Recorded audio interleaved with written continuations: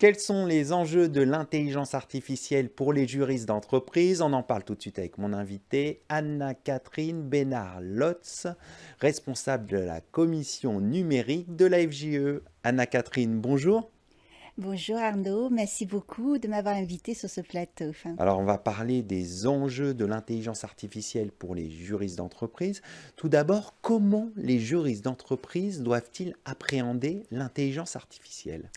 Eh bien, l'IA, en fait, est un vaste sujet. Donc, pour pouvoir l'appréhender, il faut déjà comprendre tout son impact sur leur organisation, leurs tâches, également sur les matières de droit.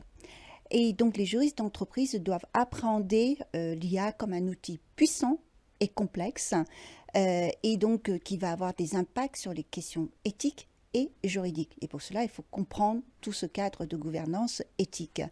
Ils doivent également collaborer avec des équipes techniques comme les data scientists pour comprendre aussi le fonctionnement et les capacités et les limites de l'IA générative.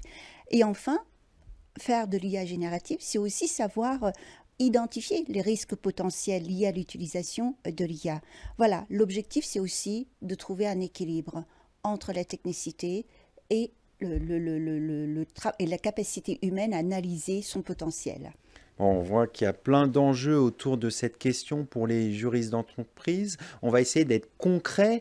Quel est, selon vous, comment l'IA transforme concrètement le travail des juristes d'entreprise? Comme vous le savez, d'une manière générale, nous, dans le monde du travail, notre travail a toujours été impacté par les machines, la technologie. On a eu le fax, on a eu Internet, Bien les sûr. ordinateurs. Et donc, mais l'IA générative, c'est quand même un outil révolutionnaire. Il va donc transformer profondément les conditions de notre travail et la nature du travail des juristes. Alors, ça consiste en quoi exactement? Première chose que je peux vous dire, c'est l'automatisation des tâches répétitives et chronophages. Par exemple, l'analyse d'un contrat, l'analyse d'une jurisprudence, faire de la traduction et aussi de la gestion de la documentation, faire de la recherche juridique. Avec un exemple concret, vous allez mieux comprendre ce que je veux dire.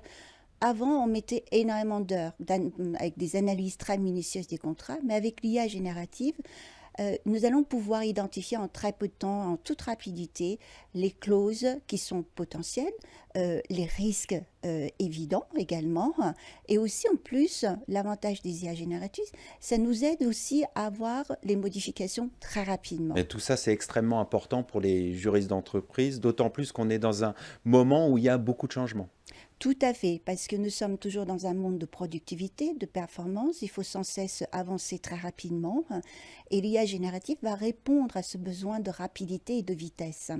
Et puis il y a aussi, il faut dire aussi que ça va nous transformer dans notre capacité, ça va augmenter notre capacité d'analyse, parce que nous allons être confrontés de plus en plus à l'analyse de grandes masses de données juridiques. Bien Et sûr. l'IA va être vraiment un précieux outil pour pouvoir avancer selon les attentes des opérationnels. Et on va monter en compétences aussi, vous voyez.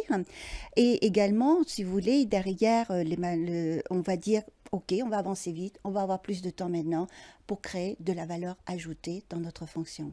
Alors, vous l'avez dit, vous allez monter en compétences, les juristes d'entreprise vont monter en compétences grâce à l'intelligence artificielle. Quel type de compétences doivent acquérir les juristes d'entreprise pour bien comprendre l'intelligence artificielle et bien l'utiliser surtout? Alors, il me revient très souvent cette question-là, c'est de me dire, ah ouais, pour faire de l'IA générative, est-ce qu'il faut qu'on ait une expertise en prompt engineering? Alors, je leur explique, je leur dis, effectivement, c'est utile parce que ça impacte la qualité du output. C'est le fameux résultat qui est généré par l'IA Tout à fait. générative. C'est un vrai atout, mais il y a une chose primordiale qui est prioritaire avant tout, Laquelle? c'est, eh bien, c'est développer une vraie connaissance, une culture d'IA. Ça veut dire quoi? C'est comprendre les fondamentaux des systèmes de l'IA générative, comprendre son fonctionnement, comprendre ses capacités et surtout ses limites, parce que vous avez entendu parler des hallucinations. Tout à Et fait. donc, c'est important, si on ne comprend pas tous ces fondamentaux, on ne peut pas faire un bon prompt. Et ça veut dire quoi aussi comprendre l'IA générative? C'est se familiariser avec les concepts, le LLP, le deep learning, le machine learning, le GPT, qu'est-ce que c'est, les transformers. Et si vous ne comprenez pas ça, on ne peut pas avancer, on ne peut pas faire un bon prompt. Et il faut aussi la compétence qu'on a déjà, c'est l'analyse et la pensée critique, mais maintenant il faut l'adapter aux IA génératives. C'est-à-dire, est-ce que je peux lui faire confiance dans le résultat qu'il génère? Et pour pouvoir analyser justement les réponses aux prompts, il faut bien comprendre la machine, comment, ce qu'il y a derrière. Tout à fait, tout à fait. C'est très important. Et aussi, cette nouvelle compétence, c'est de plus en plus, on va aller vers un monde, vers un cadre plus éthique. Et c'est aussi, il faut un cadre de gouvernance. Et donc ça, ce sont des nouvelles compétences très attendues des juristes. Et c'est vraiment, l'éthique, c'est pas strictement du droit, mais c'est une gouvernance. Bien Et sûr. donc ça, ce sont des nouvelles compétences qui attendent les juristes. Alors ces compétences sont essentielles. Comment se former justement pour acquérir ces compétences? Première chose que je vais vous dire, avant même de dire oui, formez-vous, eh bien, je réponds d'abord, il faut avoir envie de comprendre, d'apprendre. Et surtout, surtout une chose que je répète très souvent, c'est avoir un esprit de curiosité Bien avant sûr. tout.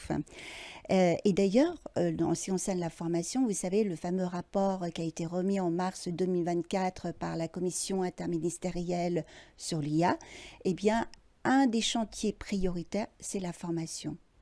Donc, l'IA générative, c'est vrai, c'est révolutionnaire, et c'est pourquoi, pour pouvoir se saisir de toutes ces opportunités, mais extraordinaires que nous offre l'IA, donc, il faut, pour pouvoir tirer en meilleure partie, il faut se former.